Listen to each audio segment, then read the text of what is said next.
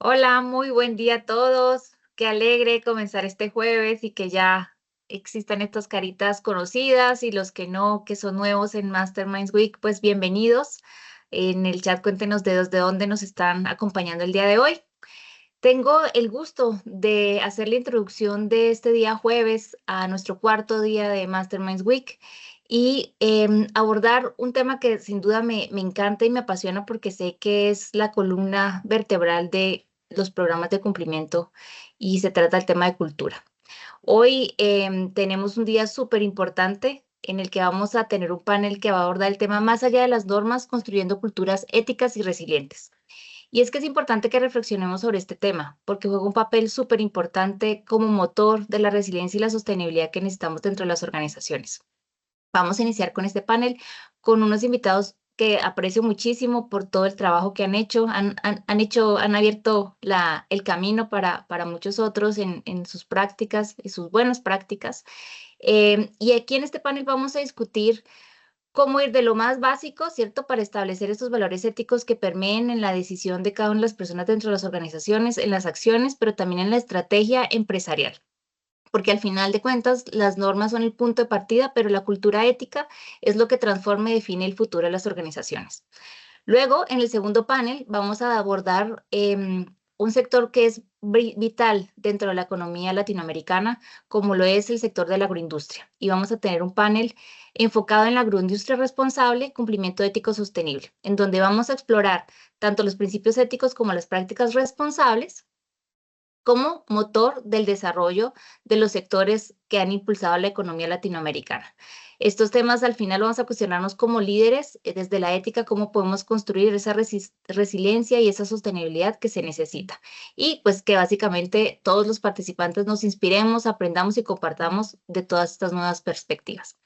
Entonces, sin más, para empezar con el primer panel, quiero comentarles que este panel lo va a moderar Pablo Cordón, quien es director de Cumpli y Éticos Global. Pablo, bienvenido. Él es guatemalteco, administrador de empresas y con un MBA de la UNIS Business School de Guatemala. Él se ha especializado en programas de anticorrupción, ética y cumplimiento. Está certificado por la LPEC de la Ethics and Compliance Initiative de Estados Unidos. Tiene una formación completa sobre el principio de anticorrupción de Pacto Global de la ONU y ha hecho otros estudios en la materia de ética y cumplimiento. Además, es cofundador y director para toda la región latinoamericana de Cumpli y Éticos Global. Ambas son empresas especializadas en el desarrollo de tecnología que facilita la administración de los sistemas de denuncia, la práctica del compliance y el entrenamiento efectivo de los grupos de interés. Gracias, Pablo. Él además ha sido profesor invitado en cursos de ética aplicada en diferentes universidades y cámaras de negocio de México, Centroamérica y el Caribe, también siendo invitado como columnista en varios periódicos y revistas de la región. Gracias, Pablo, por estar hoy aquí moderando con nosotros este panel tan importante. Y como invitados especiales, y decíamos de punta a punta, hoy tenemos estos invitados, tenemos a Carlos García Jiménez. Bienvenido, Carlos. Él es director de Ethics and Compliance para Latinoamérica de Uber. Él desde 2019 es director en esta empresa. Es responsable de impulsar una cultura de ética y cumplimiento basada en valores en toda la región, así como una visión de compliance que representa una ventaja competitiva, con el objetivo de promover una cultura de alta integridad, proporcionar orientación práctica que permita un crecimiento empresarial sostenido. Antes de unirse a Uber, Carlos trabajó en T-Connectivity como Compliance Council Américas desde el 2013 hasta el 2019 y su experiencia anterior fue como director ejecutivo de Compliance and Ethics para la región Intercom para Bristol Myers Squibb. Antes en MBS, Carlos trabajó más de 10 años en varios cargos legales y gubernamentales en México. Carlos es maestro en Derecho Corporativo de la Universidad Panamericana de México y también posee una certificación en Ética y Cumplimiento del ENSET de Francia. Gracias, Carlos. Qué gusto tenerte por aquí y verte de nuevo. Me alegra Gracias, muchísimo. buenos días a todos. Quiero contarles también, aquí Carlos viene de México y ahora tenemos desde Argentina a Mariano Ángel Gil. Él es gerente corporativo de AML Risk and Compliance para Mercado Libre. con más de 12 años de experiencia en gestión de riesgos y cumplimiento, principalmente en MLA y CFT y Compliance Anticorrupción. Lidera el equipo corporativo de Risk MLA y es responsable del programa de gestión de riesgos corporativos en la materia, así como el equipo corporativo de Compliance encargado del mantenimiento del programa a nivel corporativo. Ex líder de Governance, Risk and Compliance de BDO Argentina, del 2019 al 2021, donde lideró equipos en proyectos de implementación de programas de cumplimiento e integridad en diversas industrias, incluyendo bancos, petroleras y agroindustriales. Además, fue Product Owner de producto de BDO de la línea ética del canal de denuncias. Es contador público por la Universidad Católica de Buenos Aires, posee diversas certificaciones que respaldan su expertise, algunas como CAMS, International Certificate Compliance Professional, el ISO 31000 Risk Management, entre otros. Muchísimas gracias, Mariano. Qué gusto que aceptaste que nos acompañes el día de hoy. Hola Ingrid, hola a todos. Un gusto y un placer también compartir con gente tan divertida también. Yo voy a decir divertida porque creo que nos vamos a divertir en este panel, así que bueno, bienvenido a todos. Excelente, Mariano. Bueno, y para completar este panel, definitivamente para enriquecerlo todavía más, nos acompaña María Teresa Salazar de García.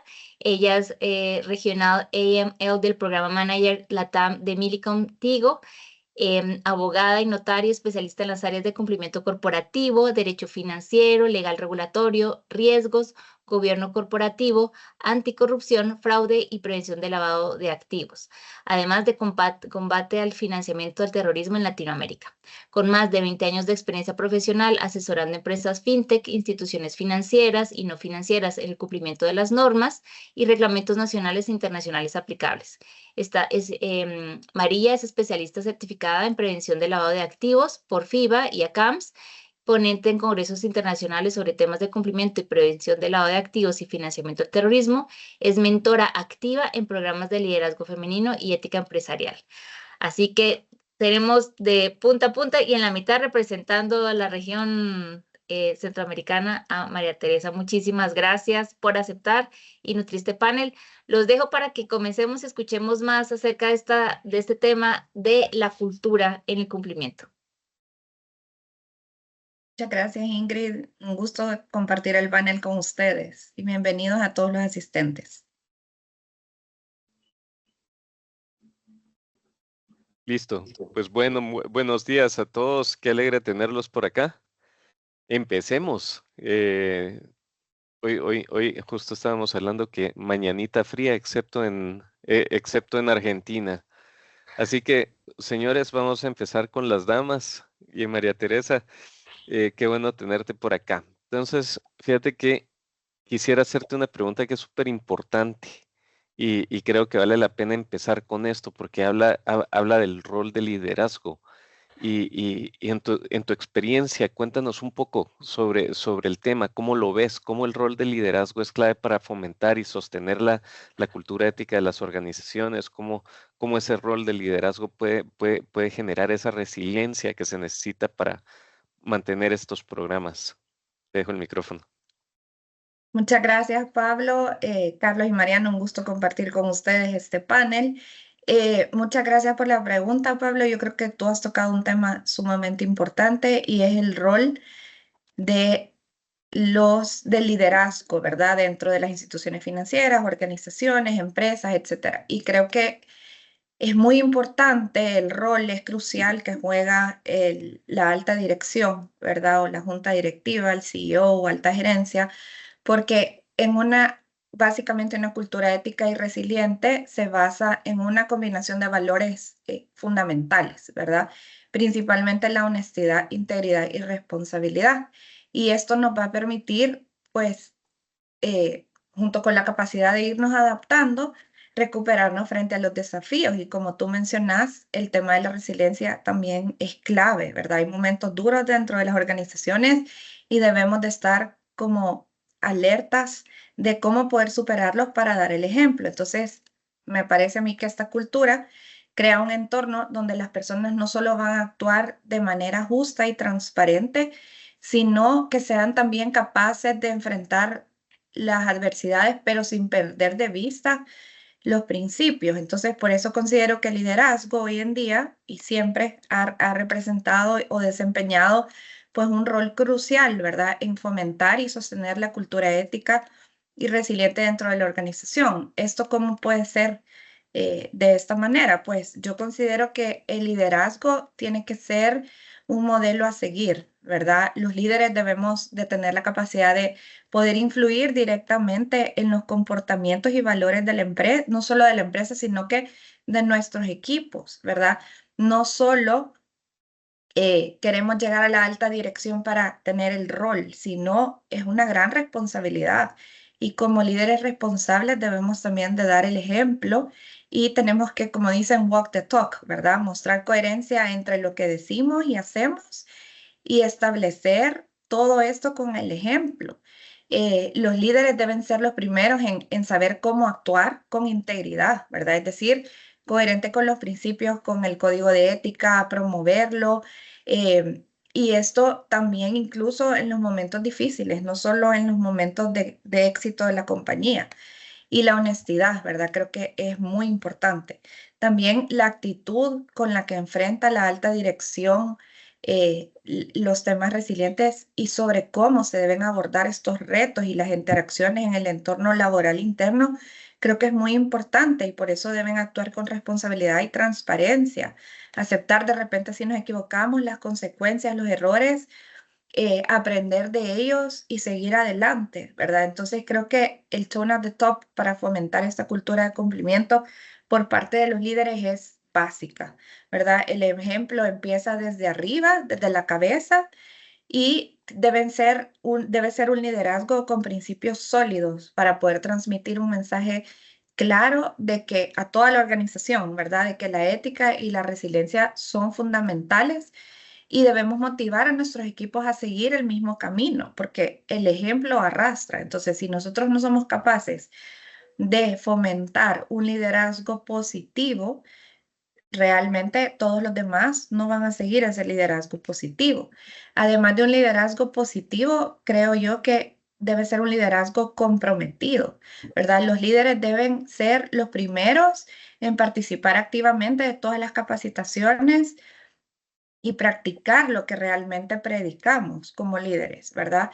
Los empleados de la organización creo que van a estar más motivados al aplicar los principios éticos en nuestro trabajo si ven líderes motivados, líderes positivos. Creo que al final del día el cumplimiento no es solo una cuestión de ir siguiendo reglas, ¿verdad? O para evitar multas y sanciones, que claro, ese es como el fin regulatorio. Pero creo que un liderazgo comprometido va más allá y es creo que algo más profundo, porque se trata de impactar positivamente en las personas, de generar valor, de sumar. Y esto nos ayuda también a fomentar pues, un ambiente de confianza, de respeto y una comunicación abierta y transparente dentro de la organización. Entonces creo que al crear un ambiente o un clima laboral dentro de la organización con una comunicación abierta y transparente, también los empleados, las personas se sienten más seguras para poder expresar sus opiniones, sus inquietudes, levantar la mano y decir estoy cometiendo un error y no tener temor a represalias, ¿verdad? Este ambiente de confianza que promueven los líderes de la alta gerencia dentro de la organización, creo que es esencial para una cultura resiliente, como mencionás, donde los fracasos no son vistos como lo peor, sino quizás más bien como oportunidades de aprendizaje, ¿verdad? Y esto nos va a llevar también a tomar decisiones éticas responsables y más que todo también, como les comentaba, más allá de cumplir las normas, es un tema de mostrar empatía, apoyo para poder empoderar al equipo y para que el equipo pueda ser resiliente y ofrecer un apoyo constante positivo también a las personas que están a su alrededor y de esta manera pues logremos superar las dificultades y los obstáculos que se lleguen a presentar, ¿verdad? Y de esta manera pues vamos a tener una colaboración para ir fortaleciendo una resiliencia colectiva y nos vamos a poder apoyar mutuamente entre los equipos en tiempos de dificultad para lograr ver pues las adversidades como una oportunidad de mejora.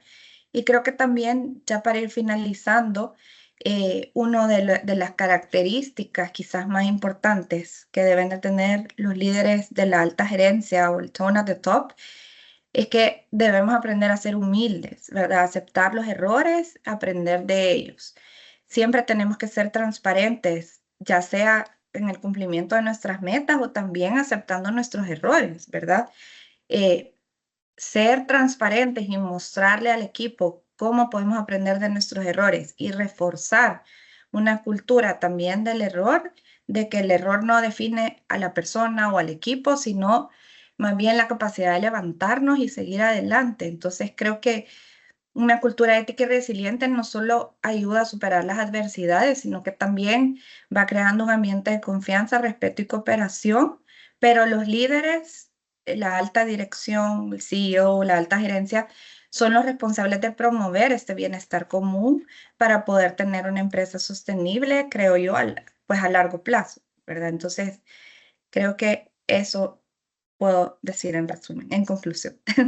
Ah, buenísimo, buenísimo. Me gusta cuando una frase que me gustó mucho, porque realmente de eso se trata todos estos esfuerzos, es el tema de en el fuego se tiembla el acero, ¿verdad? Entonces no es en los momentos Sí. bonitos en donde todo marcha bien, es de sacar los valores a relucir y decir, sino que realmente los líderes se van a medir cuando estén en los momentos difíciles, en donde van a verse en algún dilema fuerte y que van a tener que tomar allí la decisión ética, ¿verdad? Entonces, me gusta mucho, bueno, y claro, todos los demás temas que mencionabas. Y aquí, Mariano, me gustaría, porque fíjate que María Teresa contó muchas cosas muy bonitas y qué lindo y toda la cosa, pero para todo eso hay muchos retos, hay muchos desafíos, ¿verdad? Entonces creo que ahí es donde vale la pena que tal vez ahora tú desde tu perspectiva nos cuentes, ok, todo esto es así, pero ¿cuáles son los desafíos organizacionales que se tienen? ¿Cuáles son los desafíos que tiene el liderazgo para poder lograr esta cultura? Sí, ahí muchas gracias, Pablo.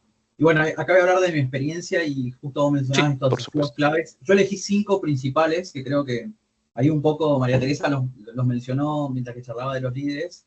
Creo que el primero es el liderazgo comprometido, y ahí justo María Teresa tocó el punto del, escuchamos constantemente el concepto tone at the top, y creo que acá es donde radica una de las claves principales. Y acá es donde los líderes no solo deben predicar estos valores de la empresa, sino modelarlos, o sea, compartirlos, mostrar, o sea, vivirlos. Entonces ahí es donde si los líderes viven esa forma de trabajar o ese cómo, lo van a contagiar y probablemente el resto de la organización lo adopte. Si no, es muy difícil. Si solo son palabras, se torna muy complejo. El otro desafío es este alineamiento o no alineamiento entre los valores que suelen declarar la compañía y las prácticas reales. A mí me pasó muchas veces ver organizaciones que tienen valores establecidos en sus políticas y cuando uno las ve, no es lo que ocurre o no es cómo trabajan. Entonces acá creo que ese desafío en que esté alineado lo que uno declara en sus políticas, en su código de ética y las prácticas reales es una de las claves principales. ¿Por qué? Porque es ser y parecer, es decir y hacerlo. Entonces acá los valores no tienen que ser esas frases atractivas o de moda, sino reflejar genuinamente cómo la organización opera o cómo tomas esas decisiones. El tercer punto que marqué acá y sobre la resiliencia es esto de la adaptación al cambio. Todos vivimos en un entorno que vive todo el tiempo evolucionando, cambiando. Creo que hace 5 años muchos de los negocios que vemos hoy no existían, hace 10 ni hablar. Entonces ahí el desafío está en que ante esas oportunidades de negocio, la resiliencia no solo implica reaccionar o anticiparnos, sino mantener estos principios éticos como brújula. Y acá es donde las oportunidades de negocio muchas veces nos ponen a prueba con esa delgada línea que yo digo entre hacer lo correcto y no, o ceder ante la presión de un negocio que puede ser muy atractivo. Y acá es fundamental donde la cultura y es uno de los desafíos grandes que nos pone a la cultura de compliance, es acompañar al negocio, pero hacerlo con una visión de sostenibilidad a largo plazo. Y sostenibilidad a largo plazo es que esta decisión, este negocio que elijamos hacer hoy, no nos deje fuera de mercado mañana. Por otro lado, y acá sí es un punto que también tocó María Teresa, esto de la cultura del miedo, romper con esa cultura de miedo, y creo que es un desafío grande la cultura del miedo, donde yo la divido también en dos. Por un lado, lograr que las personas reporten, levanten la mano, nos cuenten o hasta denuncien casos cuando ven algo que no es correcto o que va en contra de los valores. Y por otro lado, el convertir o lograr inculcar esto de entender los errores como oportunidades y asumirlos como esa forma y aprender de los errores. Creo que esto de entender el error o el equivocarnos como una oportunidad de aprendizaje, creo que es lo que nos hace crecer a todos. Y finalmente, creo que otro desafío que sobre todo en empresas grandes como las que estamos nosotros impacta es esto de la integración cultural en equipos que son diversos. Y acá cuando hablo de equipos diversos tenemos desde la diversidad de locaciones, donde en distintos países algo que en un país puede verse como correcto, en otro país no, hasta la expertise técnica y a las personas a las que tenemos que llegarles con el mensaje. Y ahí creo que de nuestro lugar como capacitadores, como promulgadores de la cultura de compliance, creo que tenemos ese desafío de lograr empatizar y entender a ese público objetivo y lograr entender cómo les llegamos, cómo logramos que ellos entiendan por qué le estamos contando los valores, por qué los ejecutamos de esa forma. Y ahí es donde tenemos ese desafío de que por ahí nos viene una persona que es desarrollador, persona de IT, ingeniero, y por ahí le hablamos en términos legales y no nos van a entender. Se van a aburrir y van a dejar de escucharnos a los 5 minutos. Entonces creo que el lograr empatizar y lograr llegar a la persona desde su punto de interés, creo que es otro gran desafío que enfrentamos en esto de lograr esta cultura de cumplimiento y resiliente. Así que bueno, y yo creo que en resumen, el liderazgo, la coherencia, la adaptación y la comunicación abierta, si lo tengo que poner en palabras, creo que son esos desafíos o esos puntos que nos van a ayudar a encarar esto bien. Y creo que es un esfuerzo continuo. Creo que la última palabra es esto de esfuerzo continuo, que tiene beneficios que son incalculables una vez que tracciona, pero que al inicio es súper complejo y súper costoso. Costoso en el tiempo, costoso en el sentido de el esfuerzo que le tenemos que poner de nuestro lado para lograr construirlo. Buenísimo, sí, es 100% de acuerdo. O sea, todos estos temas que mencionas realmente son retos que son fuertes para los líderes y son desafíos que se tienen que trabajar fuertemente. El tema, por ejemplo, ustedes que están en organizaciones internacionales, un tema que siempre sale a la mesa en los temas de cultura, y ahorita bien lo mencionaba Mariano, es el tema de la diversidad cultural, porque no es lo mismo cómo se vive la cultura de la organización en un país que el otro, cómo piensa la gente, cómo le hablamos a la gente, cómo logramos centrarle. Y creo que el reto que tienen compañías como la de ustedes es esa customización de todo lo que les mandan enlatado, le digo yo, y ponerlo en la mesa de nuestros países que son tan complejos muchas veces. Entonces, muy, muy interesante ese punto que tocabas también ahí, Mariano, entre todos los demás. Y bueno, Carlos, ¿cómo has estado? Ahora te toca. Pues ahora nos toca, Pablo, y muchas gracias también. Buenos días a todos, gracias por la invitación. Y creo que el reto es mantener apasionados a las 7:30 de la mañana sobre temas de compliance a cualquiera, caray, es el principal reto. Así que definitivamente un aplauso para todos nosotros que estamos aquí como apasionados del compliance a esta hora. Buenísimo, pues aquí tenés más de medio centenar de personas apasionadas escuchando de compliance, así que creo que es una buena seña, vamos en buen camino. Claro. Bueno, impacto. Creo que creo que esa es una palabra clave y la que debemos de pensar siempre, ¿verdad? ¿Cómo impacta en las organizaciones a nivel de sostenibilidad, a nivel de competitividad? Hablando en mercados como los nuestros, ¿verdad? La cultura ética. ¿Cómo ves que se genera este gran impacto que puede tener la cultura ética y cumplimiento en las organizaciones en términos de sostenibilidad y competitividad? Sí, claro, muy buena pregunta. Gracias, Pablo. Y me parece que el tema, y lo agradezco muchísimo porque muchas veces nos quedamos solamente en el tema del cumplimiento. No vemos la parte, olvidamos de vez en cuando la parte de la ética, que va más allá de cumplir con las normas. Y esto, la parte ética, justo, es la que impacta a nivel cultural. De repente también se nos olvida que un principio básico, estamos tratando con personas. Es cierto, somos empresas, pero estamos tratando con personas. Las empresas por sí mismas no hacen nada. Son las personas las que hacen la empresa, las que representan a la empresa y al final del día son colaboradoras del éxito o el fracaso que pueda tener una empresa. En este sentido, yo creo que el impacto es multidimensional. No vivimos aislados como empresa, no vivimos aislados como persona que trabaja para una empresa, ya sea nacional o regional. Tiene una interacción desde el punto de vista, interacción con gobierno, interacción con competidores, interacción con reguladores, interacción con clientes, interacción con organizaciones no gubernamentales. Entonces, no lo podemos ver unidimensional. Cuando hablamos de impacto, no solamente debemos pensar qué tan bueno o malo es nuestro programa o qué tan sostenible es nuestro programa, solamente en función o viéndonos el ombligo, como nosotros decimos. Tenemos que ver cómo funciona esta correlación. Y desde esta perspectiva, veamos cómo impacta hacia afuera, ¿no? Cómo impacta al regulador. Creo que, y suelo decirle esto durante los entrenamientos del equipo también, cuando uno tiene un programa de compliance se nota, pero cuando no lo tiene se nota más.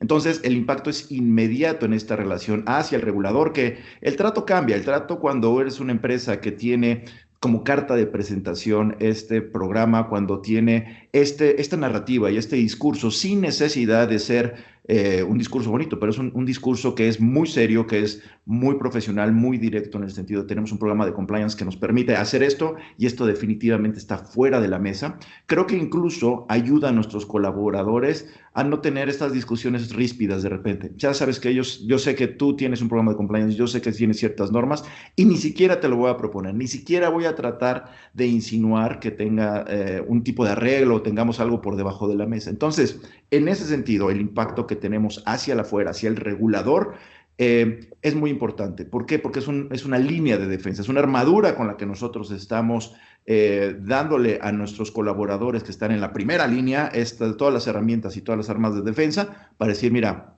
no solamente soy yo, no es un tema personal, es un tema corporativo, es un tema de empresa, es un tema de cómo nos gusta hacer negocios dentro de esta empresa.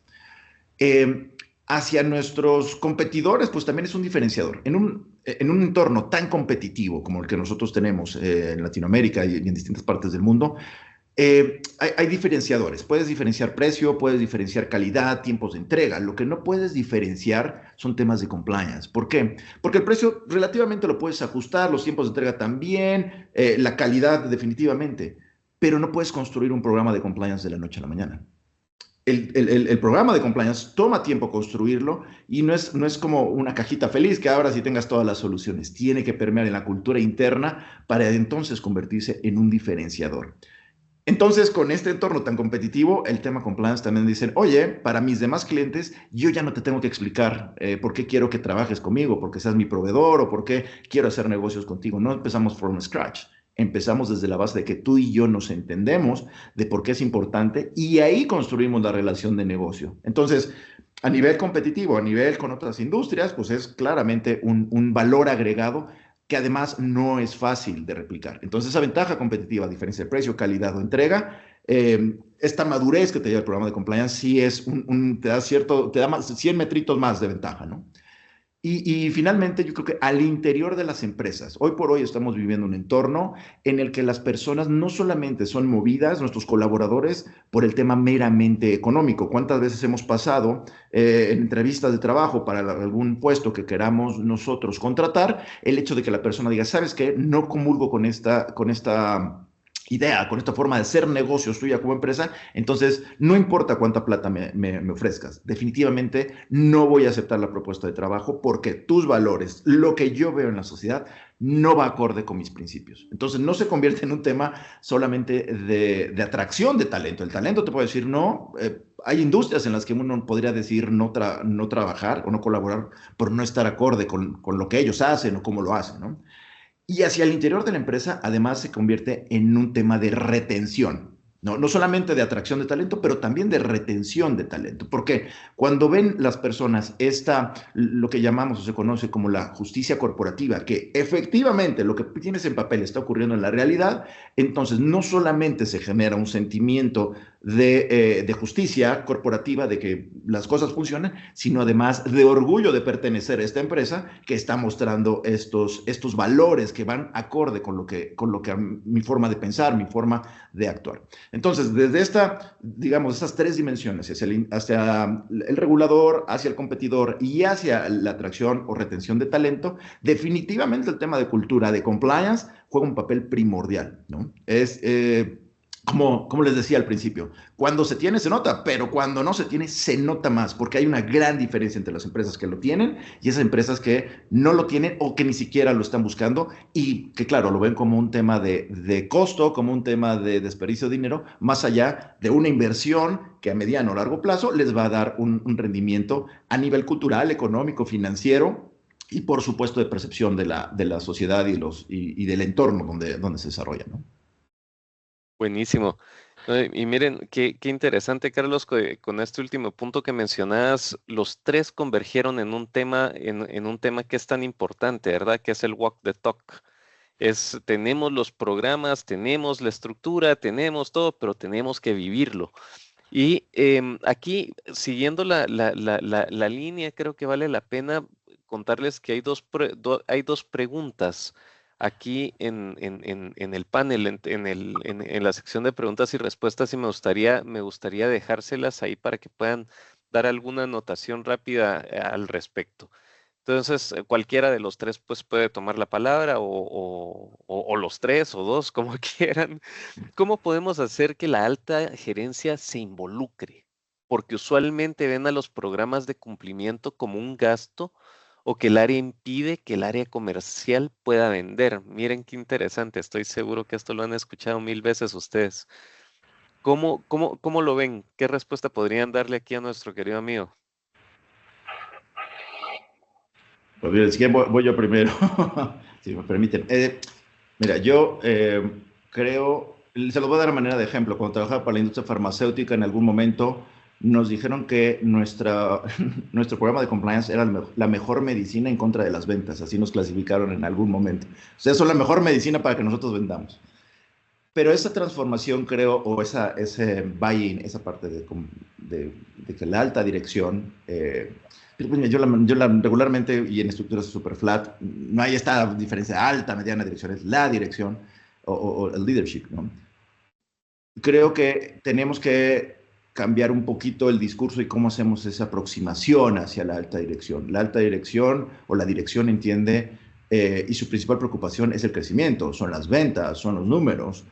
Y de repente nosotros hacemos un discurso disonante con ellos. Digamos, esto es mandatorio, esto es obligatorio, no puedes. Entonces se crea un silencio. Cuando uno escucha mucho tiempo el no, no, no, no, se vuelve un sonido de background. Es sonido sordo. No me interesa lo que yo puedo decir. Ya sé la respuesta, va a ser no. Entonces tenemos que cambiar el switch, me parece, hacia un discurso de cómo sí podemos hacer las cosas, primero. O sea, no me digas cómo no, dime cómo sí, y que nos sintamos confortables con el riesgo que estamos asumiendo, porque al final del día para eso nos pagan, no para un trabajo donde no existan riesgos, sino cómo mitigarlo y cómo proteger lo más posible el negocio. Y segundo, creo que en esta narrativa, cómo cambiarla es empezar a hablar el idioma también del negocio, cómo transformamos lo que es importante para nosotros en relevante para ellos, en números, en estadísticas, con comparativos, que es el lenguaje de alguna forma que ellos están acostumbrados a escuchar, ¿no? Pero no sé, María Teresa o Mariano, desde su perspectiva, ¿cuál? Sí.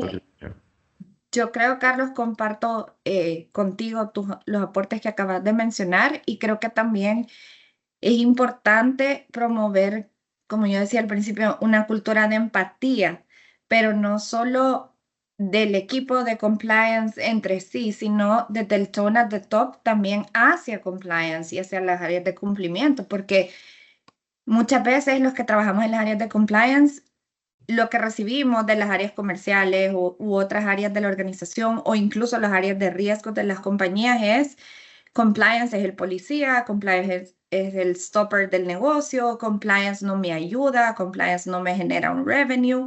Entonces, esa cultura negativa dentro de la organización de un área de compliance tiene que dejarse de ver como algo negativo, como que tengo al policía adentro, como que tengo al regulador adentro, y más bien cambiar el chip, como decimos, y verlo como un aliado estratégico para hacer negocios sostenibles a corto y a largo plazo, ¿verdad? Un compliance officer no te va a decir que no hagas negocio simplemente porque va en contra de las directrices comerciales, simplemente porque te ayuda a analizar, es un partner del negocio, es un aliado estratégico, ¿verdad? Para hacer negocios de una manera coherente hacer negocios de la manera correcta que van en cumplimiento de las regulaciones, ¿verdad? No solo regulaciones de temas éticos, de lavado de dinero, financiamiento del terrorismo, sino todas las regulaciones a las que la compañía está obligada a cumplir, ¿verdad? Entonces ahí es donde entran también todas las áreas funcionales y de riesgos legal, etcétera, donde se tiene que, creo yo, empezar a trabajar de forma más conjunta y menos aislada y dejar de ver a compliance como el enemigo del negocio, sino más bien como un aliado estratégico. O sea, creo que y esa es parte también de lo que hablaba Carlos, de la comunicación también abierta, porque digamos, el área comercial debería de tener la suficiente apertura con el área de compliance para decir, quiero sacar este negocio, ayúdame a mitigar los riesgos a los que estoy expuesto. Hagamos un comité de riesgos, de fraude, etcétera. Veamos entre todos qué podemos hacer. O sea, creo que también el liderazgo transformador de hoy en día requiere una visión de la alta gerencia un poco más compleja, no solo dirigida obviamente a los temas comerciales, revenues, sino también a cómo mitigamos los riesgos, porque como decía Carlos al principio, de nada sirve tener un programa de compliance en papel si en la práctica no lo vamos a cumplir. O sea, es más lo que vamos a perder en cuanto a reputación, sanciones, multas, etcétera, que lo que vamos a ganar. Entonces creo que si empezamos a hacer las cosas bien desde un inicio, vamos a poder tener una empresa más sostenible a lo largo del tiempo. Sí, Gracias. ahí como complemento, ahí uno de los goals que yo suelo siempre poner a mí, a mi equipo, es esto de lograr que nos vean como facilitadores y no como barreras las áreas de negocio. Y creo que ahí María Teresa me gustó la palabra empatiza, creo que la empatía es clave, y creo que lograr acercarnos nosotros al negocio, pero también al usuario final o al cliente, creo que es clave. ¿Para qué? Para entender dónde friccionamos. Por ahí muchas de nuestras soluciones suelen friccionar a este usuario final e impactar el negocio, y muchas veces cuando logramos empatizar o entender esa fricción también nos permite ser más creativos, y creativos en esta solución que proponemos, o en esto que decía Carlos del no, no, no. Nosotros tenemos un poco, como en el equipo mío, como regla el no es la última instancia, ¿viste? O sea, tenemos que buscar cómo decir que sí antes de decir que no, y ser creativos en decir que sí y tomar ese riesgo consciente. Creo que ahí es un poco la forma también de lograr construir ese trabajo conjunto, y el que nos vean como un aliado, un socio estratégico y no tanto una barrera. Genial. Miren, y aquí está la otra pregunta que creo que es importante, porque es algo que también seguro lo han visto. Yo he escuchado, yo a veces le digo a algunas personas, miren, vamos a abrir una línea de desahogo para oficiales de cumplimiento, porque, por ejemplo, aquí nos dice la persona, ¿qué posición debo tomar en mi rol de cumplimiento en caso que ese apoyo por parte de la gerencia general o la dirección no exista? ¿Qué pasa ahí? Yo, ¿Qué opinan? yo creo que esto es algo que todos los oficiales de cumplimiento en algún punto de nuestra carrera hemos vivido, ¿verdad? De repente es una frustración reportar algo a la alta gerencia y que simplemente uno piense que no le quieren dar la importancia de vida, ¿verdad? Incluso los miembros de la alta gerencia tienen la responsabilidad de dotar a las áreas de compliance con recursos humanos y tecnológicos necesarios para que puedan ejercer sus funciones. Entonces, creo que los oficiales de cumplimiento tenemos que tener la capacidad de desarrollar una inteligencia emocional para lograr afrontar estos nos, ¿verdad? Y de repente la alta dirección puede tener razón en decirle en ese momento al compliance, mira, no, pero nosotros también tener la resiliencia, la inteligencia emocional de decirle, ok, ¿por qué no? Pero hagamos algo, implementemos otro control para mitigar estos riesgos. O sea, no podemos dejar hacer y dejar pasar, sino que también la inteligencia emocional nos va a ayudar también a tener una comunicación más abierta con la alta dirección para poder buscarle una solución al problema, porque tenemos que entender todos los puntos de vista, ¿verdad? Sabemos que obviamente de repente el negocio pueda que no esté teniendo sus mejores condiciones financieras y por esa razón pues no vamos a tener como el budget suficiente para hacerle frente a todas nuestras necesidades, pero hoy en día hay muchas cosas que se pueden utilizar, hay muchas herramientas que también facilitan, ¿verdad? El tema de compliance sin necesidad de que sea algo tan costoso, ¿verdad? Entonces creo que ese tema de inteligencia emocional y resiliencia en los oficiales de cumplimiento es básico para afrontar todos los nos o todos los sís y cómo esto también nos ayuda a impactar positivamente dentro de la misma organización. Creo que para mí eso sería como un tema fundamental. Y yo creo que al final, un poco secundando lo que dice María Teresa, si esto fuera fácil, cualquiera lo haría, ¿no? Entonces creo que parte de nuestro trabajo, he escuchado en diversos foros, ¿no? Los no, los nos de la dirección, porque es parte del trabajo, ¿no? Creo que también es un poco demostrarles, de nuevo, creo que la invitación o el reto que tenemos nosotros no es esperar a que la dirección nos diga, ah, está perfecto tu plan, porque a los que realmente nos interesa y es nuestro día es el departamento de compliance, no al departamento de ventas, no al departamento de marketing, no al departamento de finanzas de esta cierta forma. Nosotros tenemos que ser capaces de convertir el programa en relevante, que este programa, déjame ponerlo de esta forma, nosotros no teníamos la necesidad de un iPhone hasta que conocimos el iPhone. Nadie nos había dicho, tenías todas las soluciones acá. Creo que es nuestro papel también desde el punto de vista mucho más proactivo, no reactivo, sino proactivo, es te voy a enseñar por qué es importante, por qué es relevante para tu venta, por qué es vital para la sustentabilidad del negocio. Y una vez que lo tengas, no lo vas a dejar ir.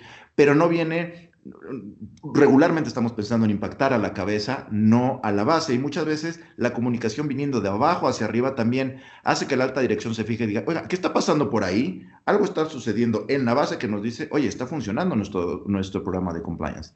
Y desde el punto de vista práctico, la verdad es que me gusta, creo que también tenemos una tarea por hacer, que es conocer a nuestro cliente, conocer a estos directivos. Muchas veces estamos pensando en esta junta regular de cada cuarto para exponerle nuestras hermosas gráficas y cómo vamos en casos, etcétera. Y de repente tenemos que conocer, retomando el tema de la empatía, a la persona. Oye, posiblemente a esta persona le gusta más discutirlo en un working lunch. Vamos a sentarnos a comer, a tomarnos un café. Si le gusta el vino, el tenis, hablemos de Fórmula 1, hablemos de vino.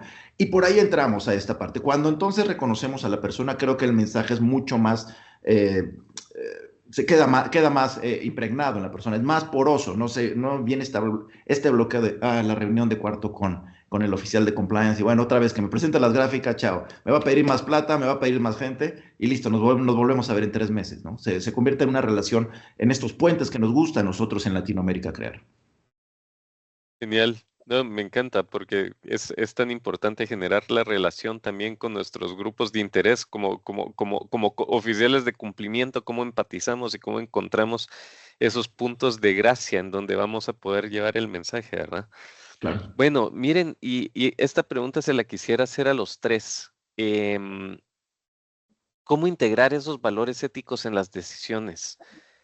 Por ejemplo, ya incluso dentro de las respuestas que están dando, por ejemplo, ¿cómo vamos a hacer que el área comercial comprenda que debemos de integrar esos valores, operaciones, finanzas?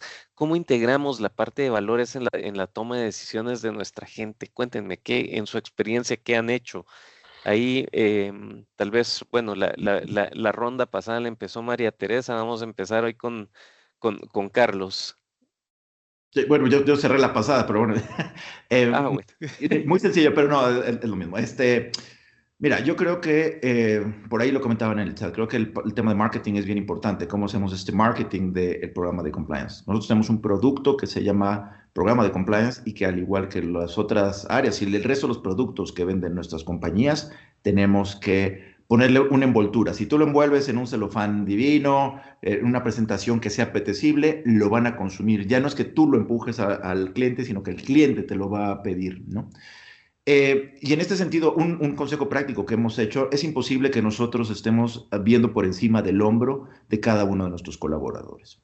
Las campañas de comunicación son esenciales para poder permear en cada una de estas personas y que entonces cada uno desde su trinchera se convierta en un mini oficial de compliance. Entonces te diga, oye, creo que esto no me suena bien. Entonces, con base en esto hicimos una campaña muy rápido, se las explico, que se llama No dejes pasar. No dejes pasar está basada en los sentidos, en la vista, el olfato, el oído. Entonces, la forma que lo marketemos es si tú ves algo que no hace sentido, si escuchas algo que va en contra de las políticas, si de repente algo no te huele bien, no lo dejes pasar. Ven y platícalo con nosotros o busca ayuda para para poder darte la dirección correcta. Utiliza tus 5 sentidos para desarrollar el sexto, que es el sentido ético. Entonces, este tema de no dejes pasar, de repente en las reuniones, ya sé, cuando alguien escucha algo o algo está discutiendo medio ríspido, dicen, oye, no dejes pasar eso, vamos a ver qué opina compliance. Entonces, ya se convierte en el lenguaje del negocio, ya se convierte en un tema de, mira, vamos a ver, vamos a preguntarles, vamos a ver que nos orienten y entonces regresamos a esta discusión, ¿no? Entonces, más allá de un PowerPoint, más allá de un entrenamiento, que se convierta en el lenguaje del negocio, en la discusión del día a día. Eso es lo que hemos hecho en Uber, por ejemplo. Qué bonito. Me gustó la campaña de los 5 sentidos. A ver, Mariano, cuéntanos.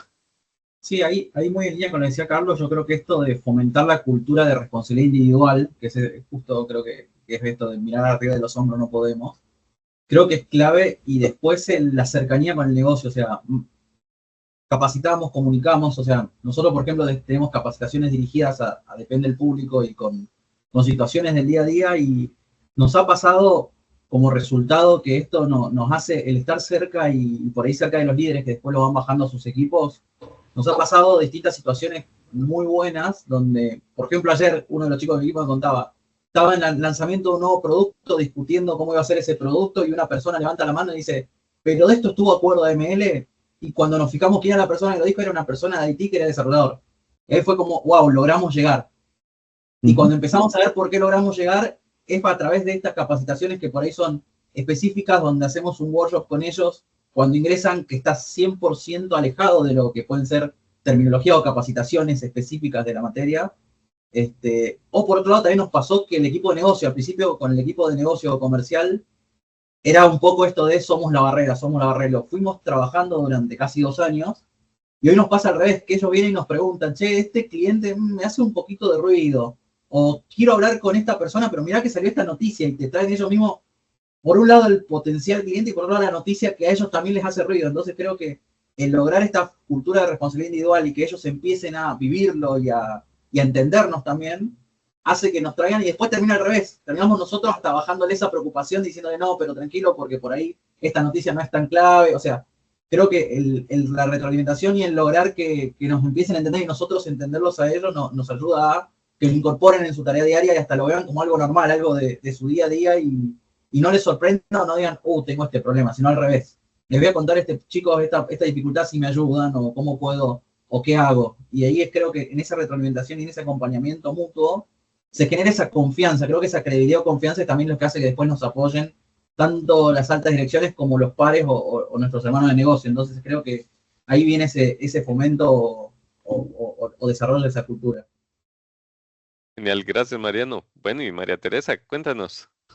Sí, yo creo que aquí en línea con lo que comentaba Carlos y Mariano, creo que es más allá también de tener establecidos políticas y procedimientos claros y por escrito y que son del conocimiento de todos los empleados y que están colgados en la página web, pero que muchas veces son procedimientos pesados, ¿verdad? Y que un colaborador no va a leer 50 páginas, 10, 20, etcétera, por el día a día.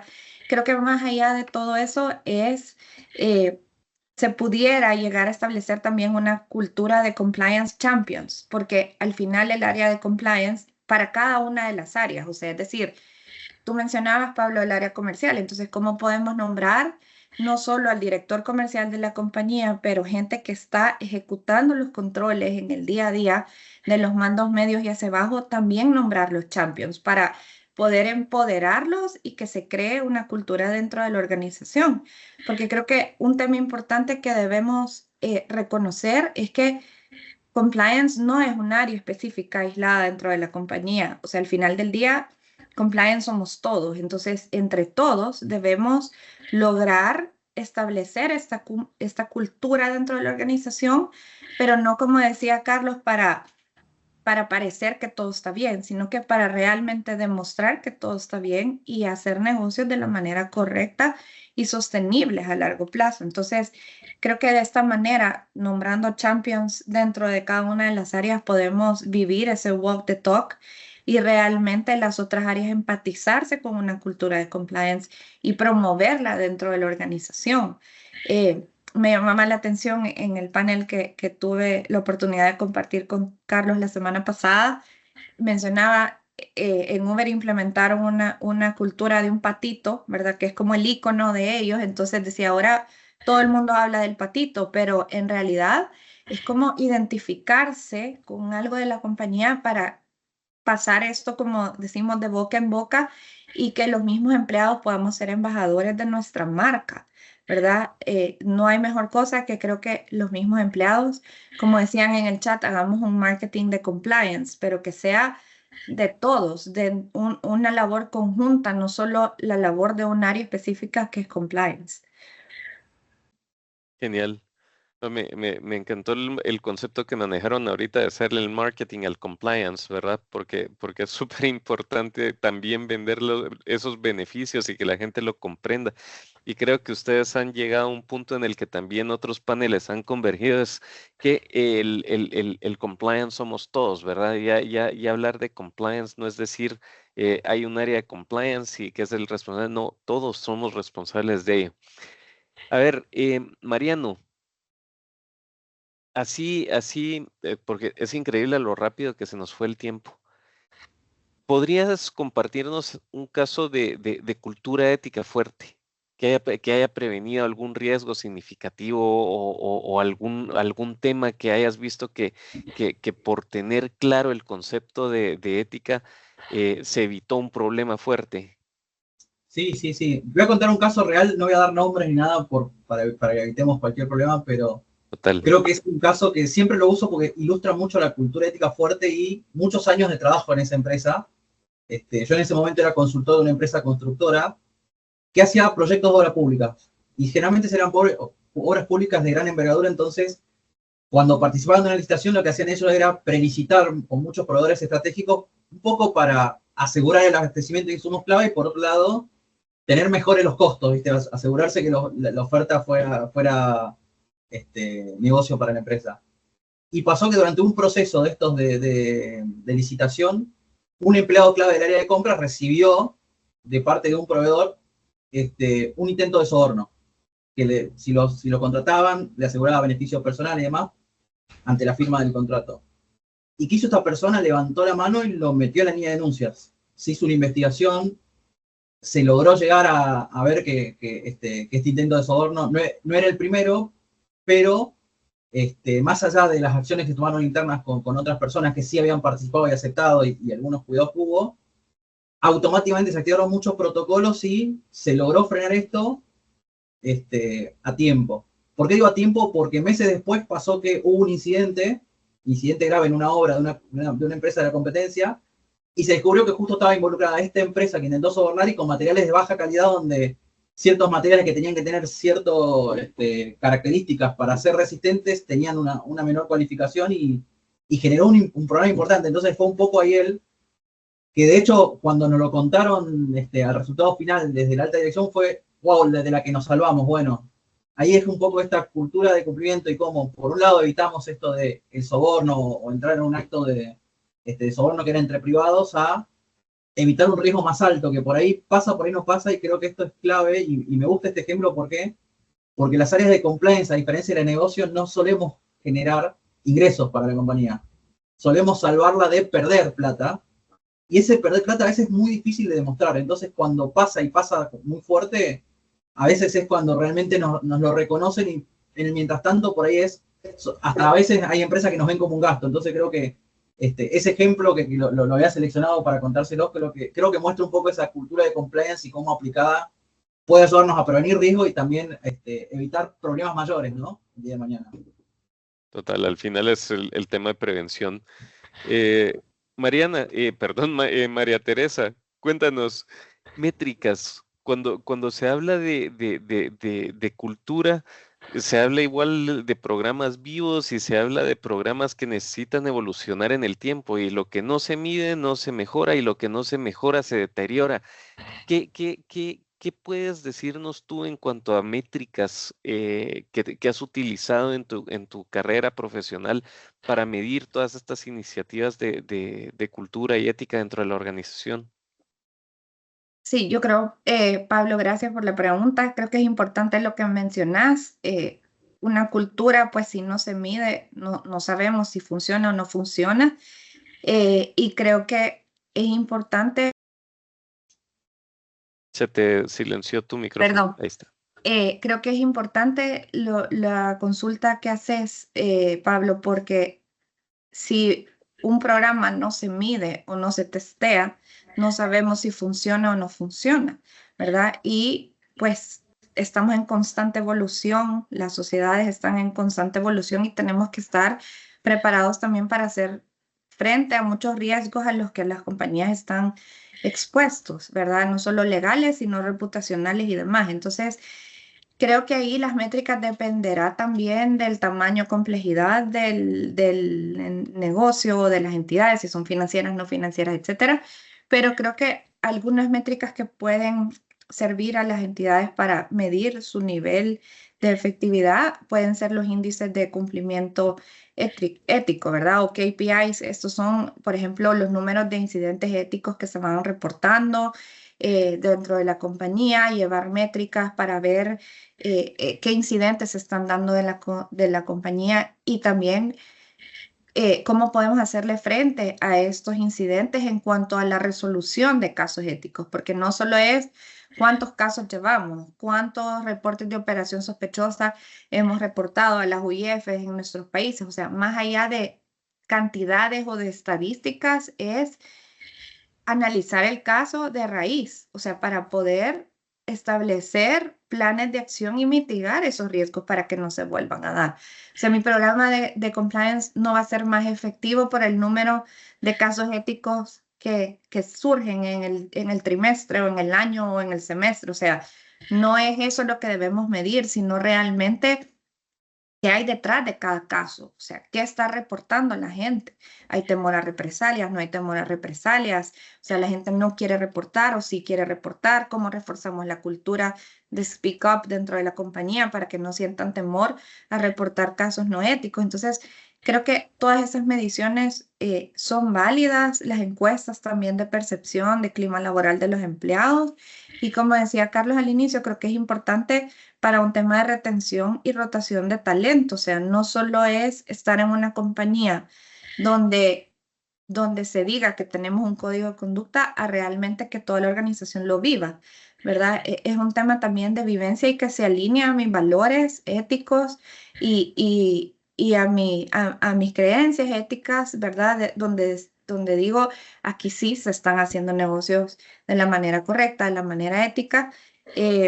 Y también el tema de los feedbacks de 360 grados, eso creo que ayuda mucho a las compañías, más que todo a los equipos, ¿verdad? A darnos cuenta de realmente, creo también, y esto va alineado con un tema donde en un panel también escuchábamos qué importante es también dentro de la compañía establecer metas a las áreas, no solo metas financieras, sino también metas de cumplimiento y de ética, ¿verdad? Porque en esta manera, entonces los directivos o las altas gerencias, los equipos como tal, van a empezar a tener otro chip y hacer negocios éticos, sostenibles y de la manera correcta, porque si solo nos enfocamos en número, nuestro negocio tiene que crecer un X% anual, etcétera, dejamos también a un lado las culturas éticas y los valores de la compañía.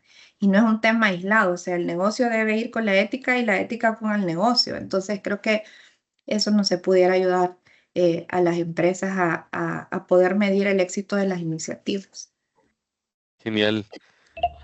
Ahí sí que el tema de medición es tan importante.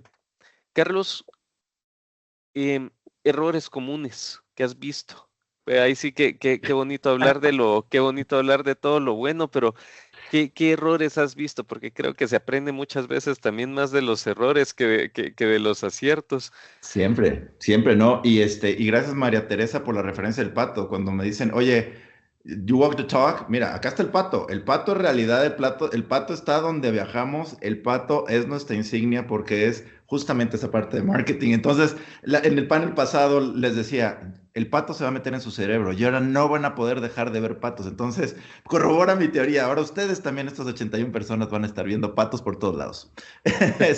Y lo van a relacionar con el tema de compliance de Uber. Ok, errores muy frecuentes. Creo que el principal error es tener una expectativa, un hambre muy grande, querer abarcar demasiadas métricas, demasiadas políticas, un programa tiene que ser ambicioso, pero tiene que ser ajustado a los recursos técnicos, a los recursos económicos, al personal que tenemos, ¿no? De repente queremos abarcar demasiado y no nos alcanza la quijada a dar esa mordida. Entonces, uno de los principios que nos decía el Chief Compliance Officer cuando entramos acá, vamos a hacer un programa que no sobreprometa, pero que no entregue lo que está prometiendo. Entonces, creo que uno de los principales errores que yo he visto que me ha tocado hacer ahí es tener una expectativa muy grande del programa y olvidar que lo importante no es ni las herramientas, ni el número de iniciativas o políticas que tiene, sino volver a los básicos. De repente se nos olvida volver a los básicos.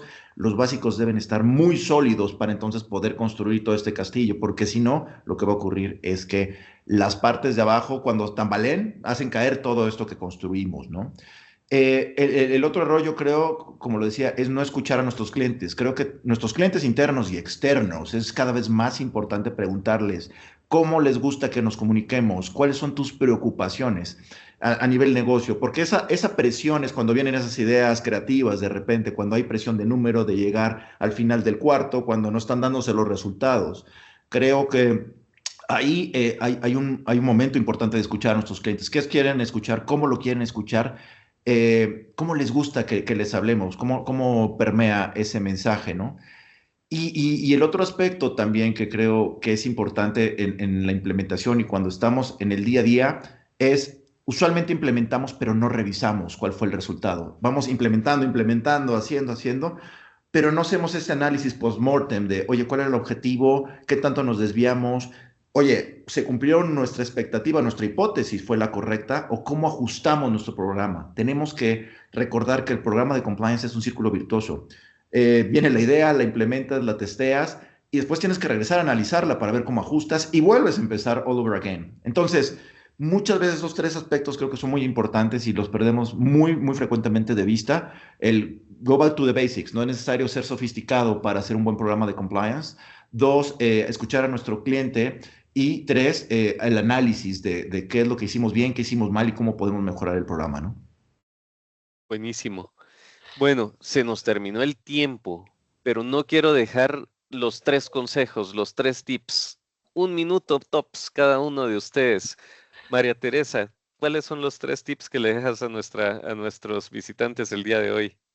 Bueno, yo creo que mis 3 conclusiones sería rápidamente el liderazgo comprometido, ¿verdad? Ese walk the talk que hemos estado hablando en esta conversación. El liderazgo ético siempre va a inspirar confianza. El segundo punto sería establecer fuentes de comunicación dentro de la organización, porque compliance no está aislado, compliance somos todos. Y el tercer punto de conclusión sería que se logren integrar los valores éticos en la toma de decisiones diarias. Genial. Gracias, María Teresa. Carlos. Rápidamente, yo creo que, y me gusta reiterarlo cada vez que tengo el micrófono, es tip número 1, no solamente seguir las pautas corporativas, sino cómo Latinoamérica se puede convertir en algún momento en un líder en temas de compliance. Hace falta mucho liderazgo y estamos acostumbrados a seguir. Es, creo que un buen momento para empezar a liderar las iniciativas de compliance. 2, no sobrecompliquemos el programa. Let's play it simple. Vamos a lo más simple posible y hagamos la prueba para las políticas, para la comunicación del niño de 10 años. Si tú se lo das a leer a un niño de 10 años y no lo entiende, entonces no es lo suficientemente claro. Juguemos un poco a ser claros con nuestra comunicación, con nuestro entrenamiento. Y 3, pues sí, de nuevo, la simplicidad. si no es complicado, no lo compliquemos, vamos a tratar de regresar a lo básico y de nuevo, si está bien cimentado el básico, lo demás creo que se va a ir dando naturalmente y vamos a lograr no hacer el push del programa, sino que la gente empiece a hacer el pull, que empiece a pedirnos consejos y que empiece a buscar nuestra asesoría, ¿no? Genial. Mariano. Vale, ahí yo lo resumo en, bueno, ética como práctica diaria, donde creo que no tenemos que quedarnos en un código de conducta o capacitaciones puntuales, sino integrarlo a las decisiones de actividades diarias. Por otro lado, empatía y cercanía. Yo creo que es clave la empatía y cercanía tanto con nuestro cliente interno como con el usuario final. ¿Por qué? Porque no podemos esperar que empaticen y nos entiendan si nosotros no empatizamos y los entendemos. Entonces creo que es una construcción mutua. Y finalmente, el liderazgo ético como la base. O sea, ahí coincido con María Teresa que la cultura ética comienza desde arriba y esto incluye también tomar las decisiones difíciles priorizando lo correcto sobre lo conveniente y cómo eso se contagia y genera esta cultura de cumplimiento general. Buenísimo, pues María Teresa, Mariano, Carlos, de verdad, con todo el corazón les damos las gracias por su participación. Increíble participación, creo que nos dejan muchísimos conocimientos puestos sobre la mesa, tips interesantísimos que creo que se cumple el objetivo, que toda nuestra audiencia pueda llevarse temas simples, sencillos, que pueden empezar a implementar rápidamente en sus programas de ética y cumplimiento. Creo que sí, que todos pudimos salir de aquí con esas herramientas en mano. Así que, en nombre de todos, muchas gracias. Muchas gracias por la invitación. Muchas gracias.